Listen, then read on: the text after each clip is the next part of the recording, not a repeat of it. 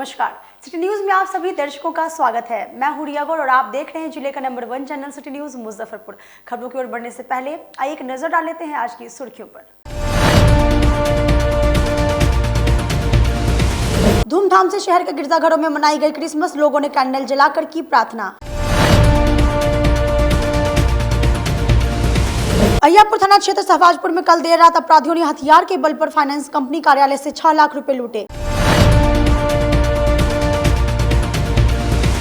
और नगर निगम कचरा प्रसंस्करण केंद्र के निरीक्षण के लिए पहुंचे सुल्तानगंज नगर परिषद अध्यक्ष और आयुक्त।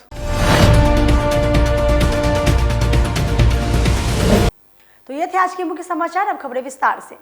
रात 12 बजते ही शहर के सभी गिरजाघरों में प्रार्थना के साथ प्रभु यीशु का जन्मोत्सव मनाया गया। देर शाम तक गिरजाघरों में लोगों की भीड़ जुटी गई।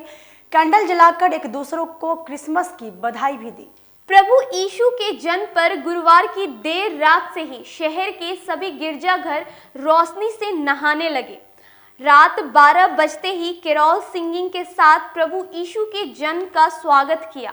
वहीं सुबह 9 बजे गौशाला स्थित चर्च में प्रार्थना सभा का आयोजन किया गया, जिसमें नगर विधायक विजेंद्र चौधरी के साथ सैकड़ों ईसाई समुदाय लोग शामिल हुए। चर्च के फादर जगदीश मसीह ने बताया कि रात 11 बजे से बाइबल पढ़ा गया। 12 बजते ही प्रभु यीशु का जन्म हुआ, जिसके बाद सभी गाना गाकर लोग झूमने लगे। महत्व ये इसलिए है कि प्रभु यीशु मसीह का जन्म आज के दिन हुआ। आज जितने यीशु मसीह के मानने वाले लोग हैं, पूरे संसार के लिए हुआ, केवल मसीहियों के लिए नहीं, पूरे संसार के लिए हुआ। और हम लोग आज यीशु मसीह का जन्मदिन मनाते हैं, खुशी मनाते हैं। उसमें घरों में मिठाइयाँ, केक जो भी है बनता है, लोग अपने पड़ोसियों को बुलाते हैं और जो भी लोग होते हैं, हर समुदाय के लोग आते हैं चर्च में, दुआ प्रार्थना करते हैं, कैंडल जलाते हैं। वहीं चर्च में प्रार्थना सभा में शामिल होने आए नगर विधायक विजेंद्र चौधरी ने शहर के सभी ईसाई समुदायों के लोगों को क्रिसमस की बधाई दी। लोगों को शुभकामना है, अमन चैन शांति भाईचारा के साथ सब लोग मनावे, बड़ा दिन को शांति रखे,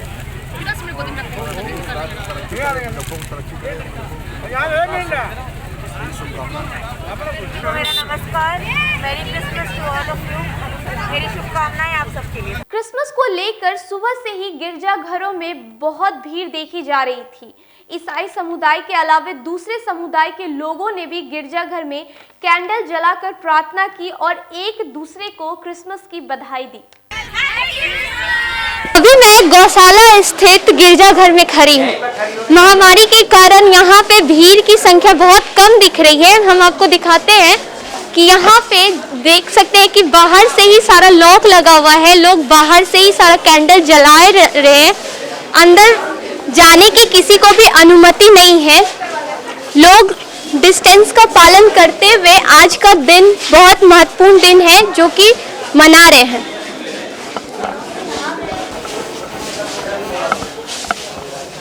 गेट के बाहर से ही लोग आज के दिन को एंजॉय कर रहे हैं। बाहर से ही लोग प्रार्थना कर रहे हैं।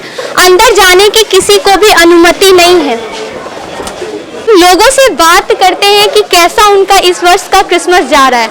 बहुत ही सुंदर लग रहा है, बहुत वेरी नाइस लग रहा है, बहुत अच्छा है। क्रिसमस के बारे में क्या, जैसा एज यूजुअल, बस थोड़ा कोविड-19 इफेक्ट है जो देखने को हम लोग दिख सकता है, बट जैसे दिख रहा है कि लोगों के रिलीजियस बिलीफ में तो कोई कमी आया नहीं है। बहुत लग रहा है, पर उतना अच्छा नहीं लग रहा और साल की अपेक्षा में। क्या आपको कमी पता चल रही है इस साल? इस साल यही कमी है कि पूरा बंद है, बाहर से देख के जाना पड़ रहा है। आपने देखा, हम लोगों ने आपको फादर से भी बात करके दिखाई, आज के दिन का महत्व भी बताया कि क्या आज के दिन पिछले वर्ष की तरह वैश्विक महामारी है जिसकी वजह से हल्का सा फीकापन है, लेकिन फिर भी लोग हर्षोल्लास से इस त्योहार को मना रहे हैं। मैं हूं विनीता मिश्रा, कैमरामैन विजय के साथ सिटी न्यूज मुजफ्फरपुर। बिहार में मॉडल बने मुजफ्फरपुर नगर निगम कचरा प्रबंधन के निरीक्षण के लिए पहुंचे सुल्तानगंज नगर परिषद के अध्यक्ष, नगर आयुक्त समेत सभी पार्षद। शुक्रवार को नगर निगम द्वारा बनाए जा रहे कचरे से खाद की तकनीक जानने सुल्तानगंज के नगर आयुक्त, नगर परिषद अध्यक्ष, उपाध्यक्ष और अस्थायी समिति के सदस्य नगर निगम कार्यालय पहुंचे, जिनका स्वागत नगर आयुक्त विवेक रंजन मैत्रे उपनगर आयुक्त विशाल आनंद, मेयर सुरेश कुमार ने किया। इसके पश्चात नगर निगम क्षेत्र में चल रहे नगर भवन परिषद में चल रहे कचरा प्रसंस्करण केंद्र का निरीक्षण कर कचरे से खाद बनाने की प्रक्रिया को जाना। गीले कचरे से शहर के 3 जगहों पर खाद बनाया जा रहा है, जिसकी जानकारी सुल्तानगंज नगर परिषद के सदस्यों ने ली। माननीय मुख्यमंत्री साहब निश्चय पार्ट 2 का शहरी क्षेत्र के लिए जो पहला घटक है वो आपका वेस्ट मैनेजमेंट से ही रिलेटेड है। उसमें है कि स्वच्छ शहर विकसित शहर। तो जब हम वेस्ट मैनेजमेंट की बात करते हैं तो मुजफ्फरपुर नगर निगम जो कि गीला कचरा से खाद सबसे पहला निकाय है जो पूरे राज्य में वो बना रहा है। तो हम सीखेंगे, सिखाएंगे, शहर को स्वच्छ बनाएंगे। इस अभियान के तहत जो है हमारे बोर्ड ने निर्णय लिया कि सभी माननीय जनप्रतिनिधि जो है वो सभी लोग मुजफ्फरपुर आ करके इस प्रक्रिया को देखेंगे, इस प्रोसेस को देखेंगे कि घर में जो डिस्ट्रीब्यूट हो गया है हमारा गीला और ये नीला और हरा डस्टबिन, कैसे वहाँ पर से गीला और सूखा कचरा को अलग करके हम लोग ट्रांसपोर्ट करा करके पिट तक पहुँचाएंगे और पिट से फिर उसको खाद बनाने का क्या प्रोसेस है वही सीखने के लिए हम लोग आए थे। हमारा धन्यवाद है पूरे निगम प्रशासन को कि हमें इसे पूरा मार्गदर्शन मिला है और आज हम लोग सब कुछ समझ गए हैं कि किस तरह से घर से हमको सेग्रीगेशन शुरू करना है, किस तरह पिट पे हमको उसको पहुंचाना है और पिट में उसको खाद बना करके किस तरह उसका मार्केटिंग करना है। रामदयालु स्थित स्मृति भवन में भाजपा रामदयालु मंडल द्वारा भारत रत्न पूर्व प्रधानमंत्री स्वर्गीय अटल बिहारी वाजपेयी की जयंती पर समारोह का आयोजन किया गया। शुक्रवार को मोतीझील स्थित रामदयालु स्मृति भवन सभागार में भारत रत्न स्वर्गीय अटल बिहारी वाजपेयी के जन्म दिवस को सुशासन दिवस के तौर पर मनाया गया। पूर्व मंत्री सुरेश कुमार शर्मा, पूर्व विधायक केदार प्रसाद गुप्ता, पूर्व विधायक बेबी कुमारी सहित सैकड़ों भाजपा परिवार के सदस्यों ने पूर्व प्रधानमंत्री की तस्वीर पर पुष्प चढ़ाकर श्रद्धा सुमन अर्पित किया। इस दौरान भाजपा के पुराने सदस्यों को अंगवस्त्र और श्रीफल देकर सम्मानित किया गया। पूर्व मंत्री ने बताया कि अटल जी के बताए रास्ते पर भाजपा आगे बढ़ रही है और उनके सपने को पूरा करने में लगी हुई है। अटल बिहारी वाजपेयी जो भारतीय जनता पार्टी और जनसंघ के काल से जिनके मार्गदर्शन पर भारतीय जनता पार्टी आज नरेंद्र भाई मोदी चल रहे हैं, यह सारी योजनाएं, सारी कल्पनाएं अटल बिहारी वाजपेयी का है, जिनका 96वां यह जन्म दिवस के अवसर पर पूरे देश में यह एक सुशासन दिवस के रूप में मनाया जाता है। मुजफ्फरपुर में भी आज मुजफ्फरपुर के सारे भारतीय जनता पार्टी पुराने और नए युवा और महिला सारे लोग मिलकर के इस संकल्प को दोहराए हैं कि अटल बिहारी वाजपेयी के मार्गदर्शनों पर हम लोग चलेंगे और सुशासन दिवस जो देश और बिहार में जो सुशासन कायम करना है वो इनके नेतृत्व में सब कायम होगा। और अटल बिहारी वाजपेयी की देन है कि आज भारतीय जनता पार्टी पूरे देश में, पूरे राज्यों में जिनका शासन चल रहा है वो इनके नेतृत्व और मार्गदर्शन का देन है। केंद्रीय स्वास्थ्य मंत्री अश्विनी चौबे कल देर रात एसकेएमसीएच औचक निरीक्षण को पहुंचे। इस दौरान अस्पताल प्रशासन के अधिकारियों को कई कड़े निर्देश दिए। गुरुवार की देर रात उत्तर बिहार का सबसे बड़ा अस्पताल एसकेएमसीएच में अचानक औचक निरीक्षण करने पहुंचे केंद्रीय स्वास्थ्य राज्य मंत्री अश्विनी चौबे। उनके पहुंचते ही एसकेएमसीएच में हड़कंप मच गया। वहीं परिसर में बन रहे सुपर स्पेशलिस्ट अस्पताल का निरीक्षण किया और यहां काम बंद मिलने पर वे काफी नाराज दिखे। उन्होंने एजेंसी विजेता कंस्ट्रक्शन को 3 माह की अंतिम डेडलाइन दी। कहा कि मार्च तक अस्पताल का निर्माण कार्य नहीं पूरा हुआ तो जितने तरह का जुर्माना होगा वह सब लगाया जाएगा, साथ ही जेल भी भेजने की कार्रवाई होगी। आपको बता दें कि स्वास्थ्य विभाग की विधि व्यवस्था को लेकर मंत्री ने उत्तर बिहार का सबसे बड़ा अस्पताल एसकेएमसीएच का औचक निरीक्षण किया। मालूम हो कि विपक्ष के द्वारा बार बार बिहार के स्वास्थ्य व्यवस्था पर उंगली उठाई जाती है, वहीं अब सरकार इसको लेकर काफी सख्त और सतर्क दिख रही है। अभी हम लोग दरभंगा के एम्स और हमारे जो दरभंगा में सुपर स्पेशलिटी हॉस्पिटल है तो भारत सरकार के हमारे ज्वाइंट सेक्रेटरी हैं निजामुल सरल और यहाँ के स्पेशल सेक्रेटरी कौशल जी, तो आज दिन भर वहाँ बैठक थी। फिर मुझे लगा कि मुजफ्फरपुर का काम अभी क्यों बंद है या क्या है, तो मैंने औचक निरीक्षण किया। काम बंद है। यहाँ पता चला है कि अभी काम पिछले 1-2 महीने से इन्होंने काम आगे नहीं बढ़ाया है। इनको लास्ट वार्निंग दे करके कि मार्च तक में काम को फिनिश करना है। लगभग 50 करोड़ से ज़्यादा का काम इन्होंने किया है, लगभग 37 करोड़ का काम अभी होना है। यहाँ के जो हाइट्स के हमारे इंजीनियर हैं इनका कहना है कि इस काम को 3 महीने में किया जा सकता है। तो अगर लास्ट वार्निंग ये नहीं मानते हैं, काम को नहीं बढ़ाएगा, काम समाप्त नहीं करेगा, तो इन पर कठोर कार्रवाई होगी। तैयार है, सारा सिस्टम तैयार कर दिया है। वैक्सीन पूरे देश में प्रधानमंत्री श्री नरेंद्र भाई मोदी जी के नेतृत्व में जो वैक्सीन की जो तैयारी है, हर जिले स्तर पर, नेशनल लेवल पर भी हमारी टास्क फोर्स है, मॉनिटरिंग कमेटी है, हर जिला प्रखंड स्तर पर और पूरे वितरण की सारी अच्छी व्यवस्था हो गई है। मुझे विश्वास है कि अगले 3 महीने में, 3 से 6 महीना, 8 महीना के अंदर हम लोग 30 करोड़ लोगों के लिए 6 से 8 महीने में वैक्सीन की व्यवस्था कर रहे हैं, जिसमें 30 करोड़ लोगों के लिए 60 करोड़ का डोज होगा। उसकी तैयारी चल रही है कंपनी का, और सारा कंपनी का अंतिम स्टेज, तीसरा स्टेज हमारा चल रहा है, फाइनल के स्टेज पर है और हमें विश्वास है कि वो सफल होगा। नागपुर में हुए एबीवीपी के 66वें स्थापना दिवस समारोह का एलिस कॉलेज सभागार में वर्चुअल माध्यम से सीधा प्रसारण किया गया, जिसमें सैकड़ों एबीवीपी के कार्यकर्ता शामिल हुए। शुक्रवार को अखिल भारतीय विद्यार्थी परिषद द्वारा आयोजित 66वें अधिवेशन जो नागपुर में हो रहा है, उसका वर्चुअल प्रसारण एलिस कॉलेज सभागार में किया। एलिस कॉलेज में किया प्रसारण एलिस कॉलेज सभागार में किया। एलिस कॉलेज में किया प्रसारण एलिस कॉलेज सभागार में किया। एलिस कॉलेज में किया प्रसारण एलिस कॉलेज सभागार में किया। एलिस कॉलेज में किया प्रसारण एलिस कॉलेज सभागार में किया। एलिस कॉलेज विद्यार्थी परिषद का 66वां राष्ट्रीय अधिवेशन पिछले वर्ष नागपुर में होना तय हुआ था। तय होने के बाद कोरोना जैसे वैश्विक महामारी पूरे भारत में, पूरे विश्व में आई, जिसके कारण राष्ट्रीय अधिवेशन छोटा हो गया। छोटा होने के कारण संख्या 200 से 300 ही वहाँ पे जा पाई। आज राष्ट्रीय स्तर के टीमों ने यह निर्णय लिया कि इसका ऑनलाइन प्रसारण हर जिलों में किया जाएगा।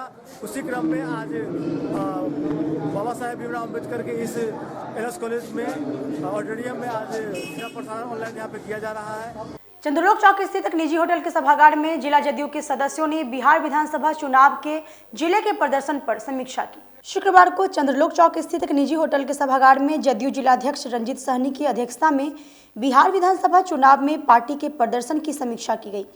जिला संगठन प्रभारी अशरफ अंसारी ने बताया कि कार्यकर्ताओं के जीतोड़ मेहनत के बाद भी जदयू 3 विधानसभा चुनाव में मात्र 1 ही जीत पाई, जिससे लगता है कि कहीं न कहीं संगठन स्तर पर कुछ लोगों द्वारा पूरी तरह मेहनत और ईमानदारी से काम नहीं किया गया।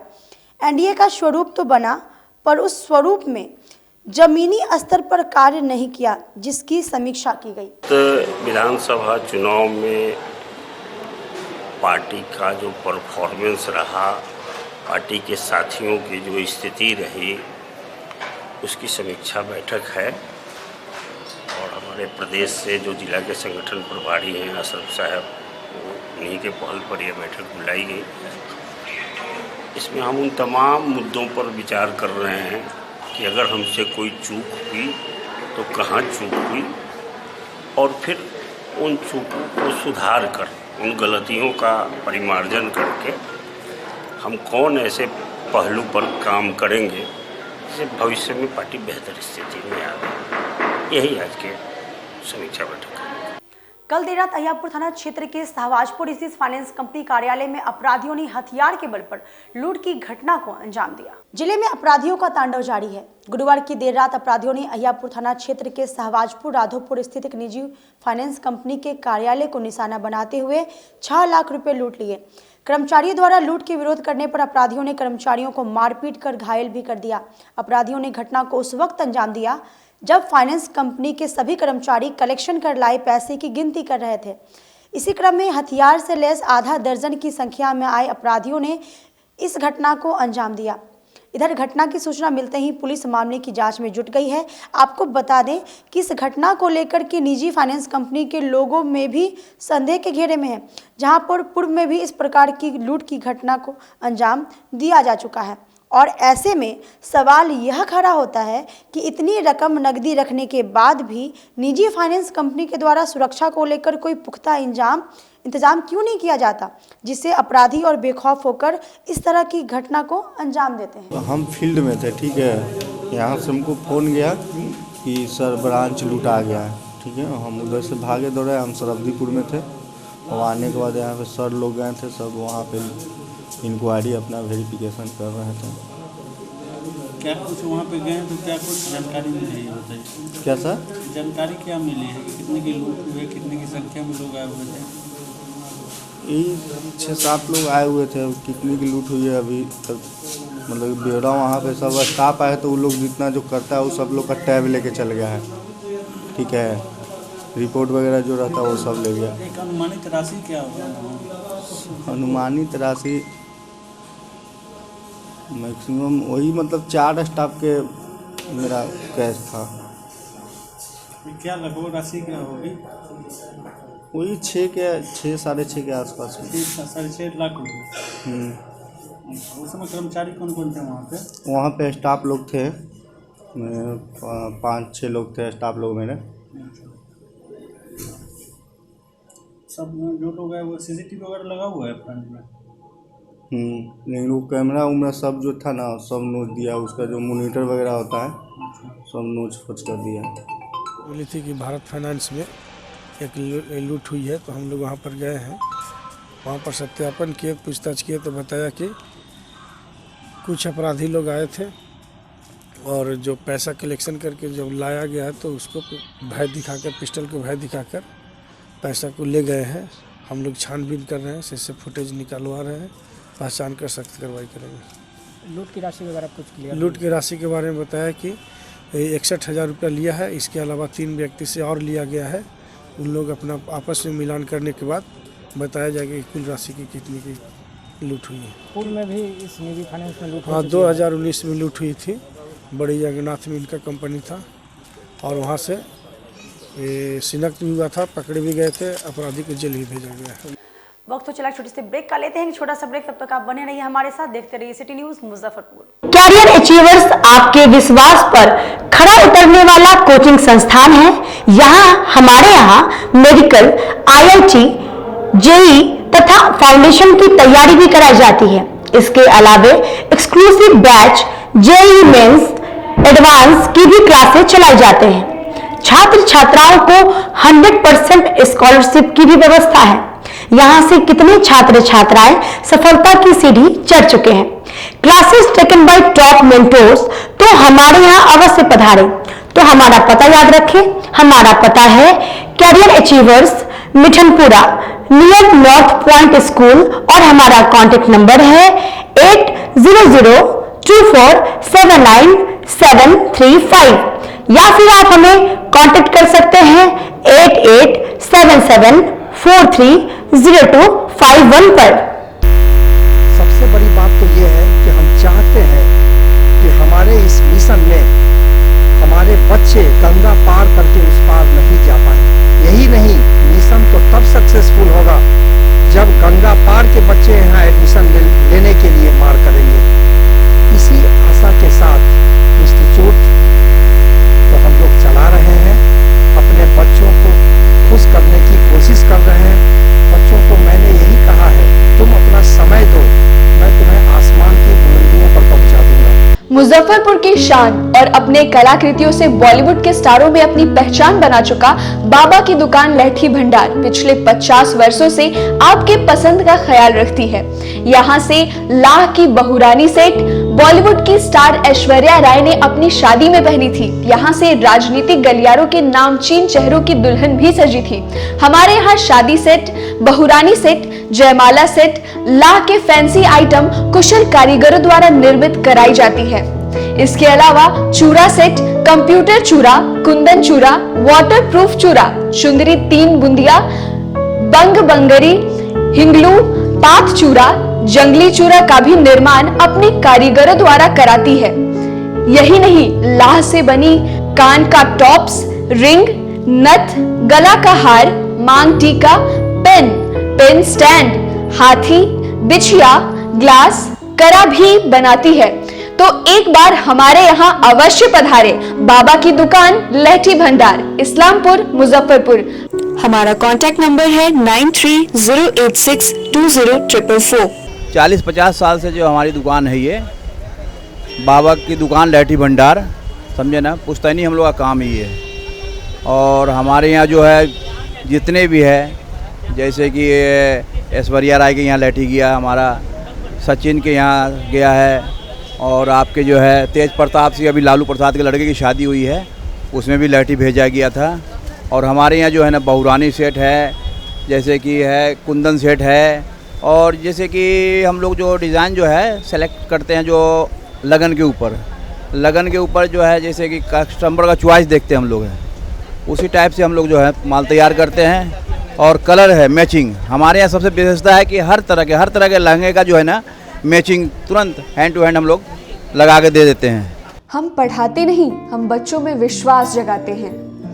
Christ Jyoti international school, based on CBSE curriculum with को एजुकेशन। इस स्कूल में प्रत्येक विषयों के लिए अनुभवी शिक्षकों का समूह है। विद्यार्थियों को अलग से ट्यूशन पढ़ने की आवश्यकता बिल्कुल नहीं है। बच्चों को प्रत्येक विषयों के लिए अलग से अतिरिक्त कक्षाएं दी जाती हैं। साइंस और कंप्यूटर लैब की व्यवस्था के साथ उत्तम खेल कूद के लिए बड़ा सा कैंपस भी है। नर्सरी के बच्चों को खेल कूद की विधि से पढ़ाई जाती है। केंद्रीय माध्यमिक शिक्षा बोर्ड पर आधारित पाठ्यक्रम से कक्षा प्ले हाउस व नर्सरी से अष्टम वर्ग तक ये नामांकन प्रारंभ है। तो नामांकन के लिए तुरंत संपर्क करें। हमारा पता है क्राइस्ट ज्योति इंटरनेशनल स्कूल, धर्मोदय स्थली, माधोपुर सुस्ता, मुजफ्फरपुर। के रूप में ज्वाइन किया क्राइस्ट ज्योति स्कूल को, और यहाँ की व्यवस्था, यहाँ के पेरेंट्स सारे लोग पूरी तरह से बच्चों की पढ़ाई के प्रति जो केयरलेस थे, मैंने उन्हें जागरूक करने की कोशिश किया और उस व्यवस्था को बदलने के लिए मैं हर संभव प्रयास करती हूँ। जहाँ तक हो पाएगा मैं इसे आगे बढ़ाऊँगी, इसे आगे बढ़ाना ही मेरा कर्तव्य है। ब्रेक के बाद एक बार फिर से आप सभी का स्वागत है। आइए बढ़ते हैं अगली खबरों की ओर। मनियारी थाना क्षेत्र के माधोपुर सुस्ता गांव में जमीनी विवाद को लेकर आपस में दो पक्ष भिड़े, जिसमें कई लोग हुए घायल। शुक्रवार की दोपहर जमीनी विवाद को लेकर दो पक्षों में जमकर मारपीट हुई, जिसमें करीब आधा दर्जन लोग घायल हुए, जिसमें 2 लोगों की हालत गंभीर बनी हुई है। घटना मनियारी थाना क्षेत्र के माधोपुर सुस्ता गांव की है, जहां एक जमीनी विवाद व जमीन को जोतने को लेकर दो पक्षों में जमकर मारपीट हुई। इस मारपीट की घटना में एक पक्ष के 2 लोगों को गंभीर चोट लगी है, जिसको आनन फानन में सदर अस्पताल में लाया गया, जहां दोनों घायलों का इलाज चल रहा है। घटना के संबंध में घायल गोरख प्रसाद यादव व उनकी पत्नी ने बताया कि आज दोपहर खेत देखने गए थे। पहले से घात लगाए बैठे दूसरे पक्ष के लोगों ने अचानक उन पर हमला बोल दिया। बीच बचाव करने आई उनकी पत्नी को भी बेरहमी से पिटाई कर दी गई, जिसके बाद स्थानीय लोगों द्वारा उन दोनों घायलों को इलाज के लिए सदर अस्पताल में भर्ती कराया गया है। ये थे 1965-66 में। अच्छा, आज क्या हुआ? उस समय से हम उस खेत को जोतते आबाद करते आ रहे हैं। अभी जो है ये श्यामनंदन यादव, दीपक कुमार और दिलीप कुमार, वो अपना ट्रैक्टर से लेकर के अपना खेत जोतने हमारा खेत पर चढ़ गया और खेत जोत रहा था। हमको घर से मालूम हुआ, हम मोटरसाइकिल से आए, हम उससे पूछे, अरे तुम मेरा खेत क्यों जोत रहा है? इसी पर उस सब आदमी मिल करके श्यामनंदन और दिलीप, दीपक और वो एक बट लिए हुए था और पूरे लाठी फरसा से प्रहार कर दिया और हमको मार करके उसमें मृत्यु करने की साजिश रच दिया। मुझे माटी में गाड़ दिया लोगों। और हमारी पत्नी आई और वो शिक्षिका है संजू कुमारी, वो आई तो उसको भी मार के पूरी तरह। विवाद है सर, मेरे जमीन पर हर जोत रहा था खेत, वो उसका जो है ना वो अपना एगो रख लिए है नौकर, भिखारी है उसका नाम, वो एगो ट्रैक्टर नया खरीदा है, उसी ट्रैक्टर से सब खेत में हल जोतता है। उसी भिखरिया से हल जोतवा रहा था मेरे खेत पर। बच्चा सा आया कहने, हम दौड़ते हुए गए, जब देखे वहाँ दौड़ते हुए गए तो मेरे पति को मार रहा था, तीनों मिलके मार रहा था, सब मिलके। अब कौन पत्नी अपने पति को नहीं बचाएगा? हम गए उसको बचाने, सब मिलके तीनों भाई मिल करके हमको मारा, उसका भगना सभी मिलके को बहुत मारा, बहुत मारा, कर दिया।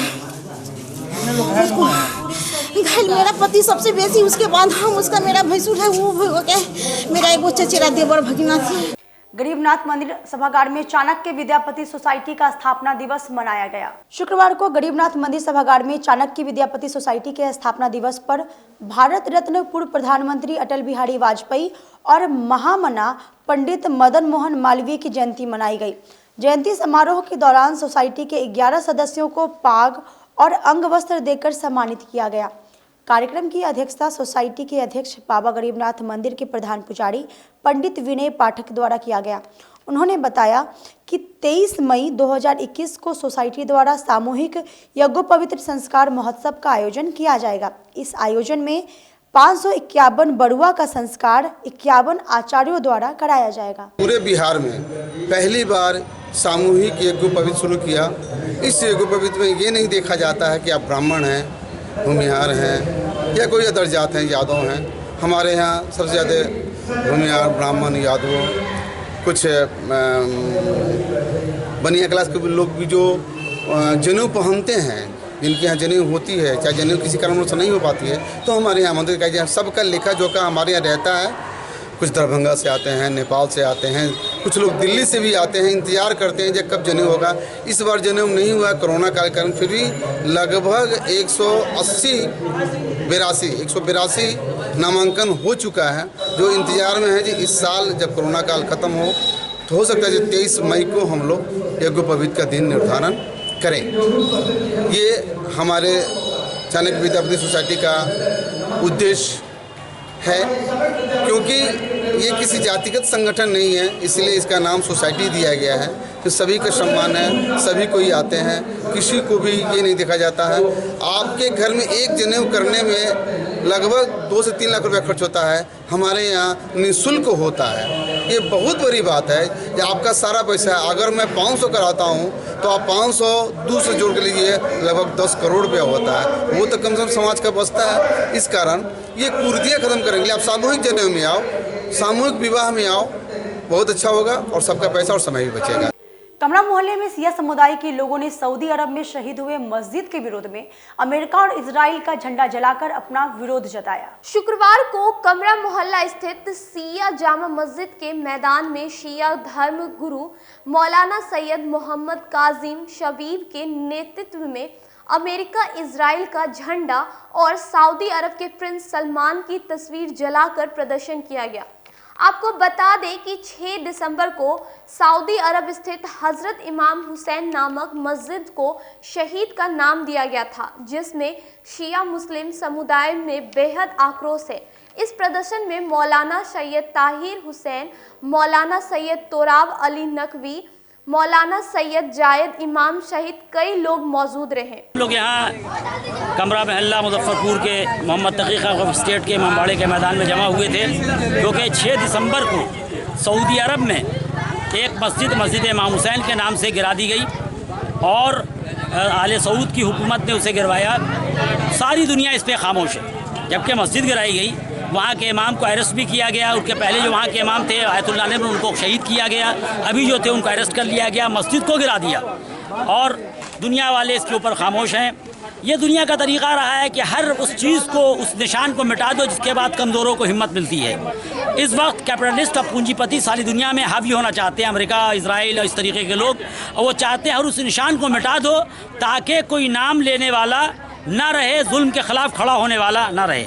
इसी तरीके से सऊदी अरब में ये काम किया गया और उस मस्जिद को जहाँ से जुल्म के ख़िलाफ़, सऊदी अरब की हुकूमत के ख़िलाफ़, जालिम हुकूमत के ख़िलाफ़ जो इजराइल अमेरिका का सपोर्ट करती है बोला जा रहा था, वहाँ अमेरिका के इशारे पे उसके प्रिंस सलमान ने उस मस्जिद को गिराया जो मस्जिद इमाम हुसैन के नाम से थी। और हम लोग यहाँ प्रोटेस्ट कर रहे हैं, अपनी हुकूमत के ज़रिए ये बात वहाँ पहुँचा रहे हैं ताकि वो आइंदा इन कामों से बचे और हुकूमत अपना जो लोकतांत्रिक अधिकार है उसके तहत और दुनिया के कानून के तहत सऊदी अरब से प्रोटेस्ट करे ताकि आइंदा ऐसी हरकत ना हो सके और जो सज़ा दुनिया के कानून में दिलाई जा सकती है वो सऊदी अरब को दिलाई जाए।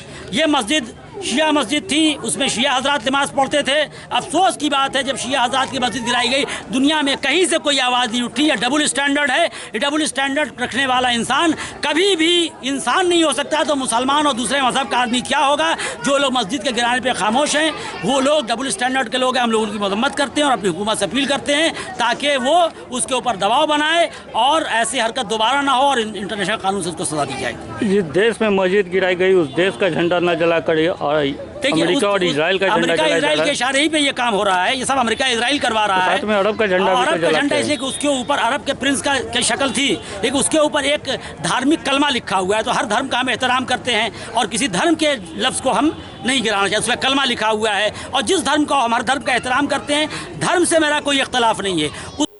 पूर्व प्रधानमंत्री अटल बिहारी वाजपेयी की जयंती पर दीनदयाल उपाध्याय मंच के सदस्यों द्वारा सदर अस्पताल में मरीजों के बीच फल का वितरण किया गया। शुक्रवार को पंडित दीनदयाल उपाध्याय विचार मंच की ओर से पूर्व प्रधानमंत्री अटल बिहारी वाजपेयी जी के जन्मदिन पर सदर अस्पताल में मरीजों के बीच फल का वितरण किया गया। मंच के संस्थापक अजय कुमार चौहान ने बताया कि हर वर्ष अटल बिहारी वाजपेयी के जन्मदिन पर मरीजों के बीच फल वितरण कर पूर्व प्रधानमंत्री का जन्मोत्सव मनाया जाता है।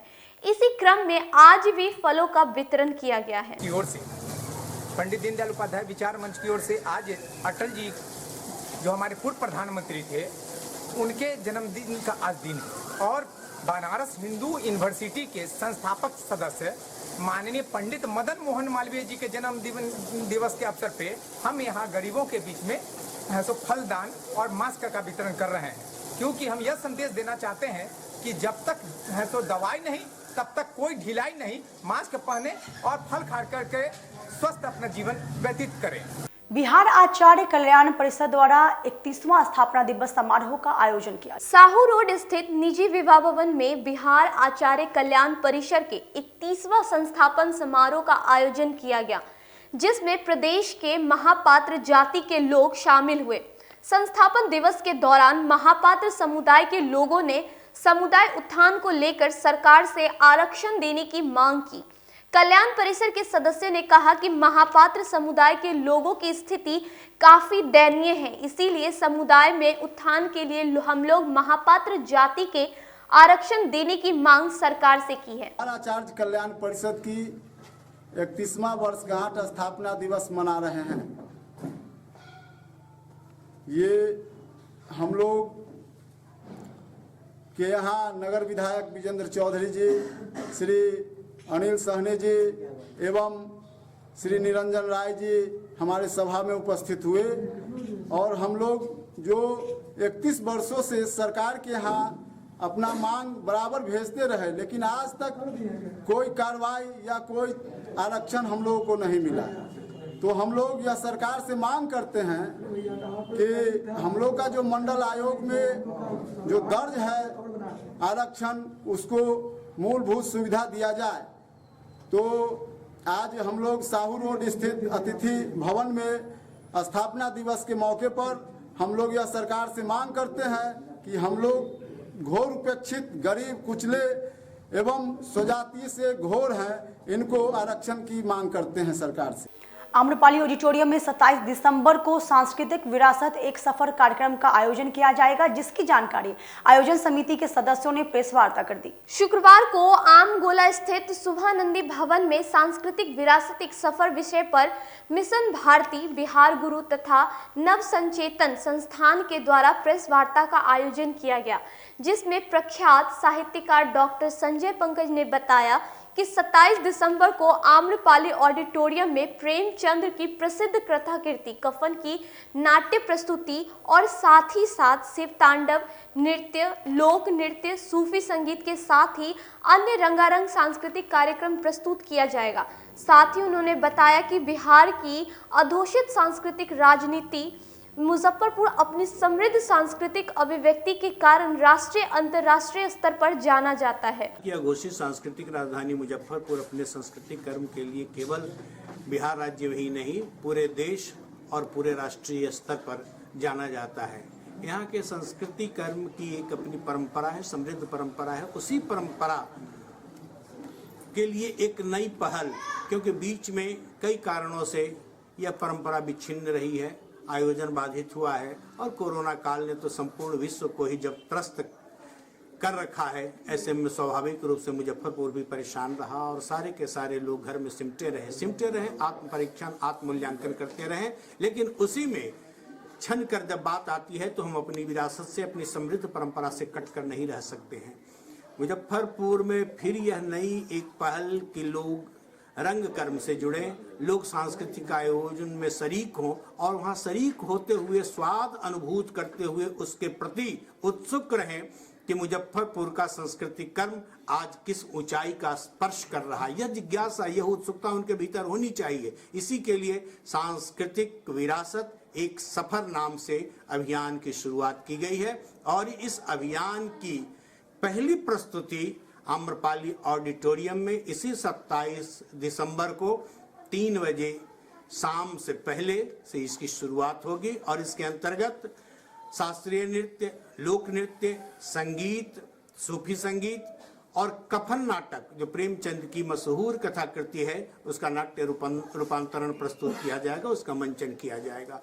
आज के लिए बस इतना ही। कल फिर मिलेंगे कुछ नई खबरों के साथ। तब तक मुझे और मेरी पूरी न्यूज़ टीम को दी इजाजत। नमस्कार।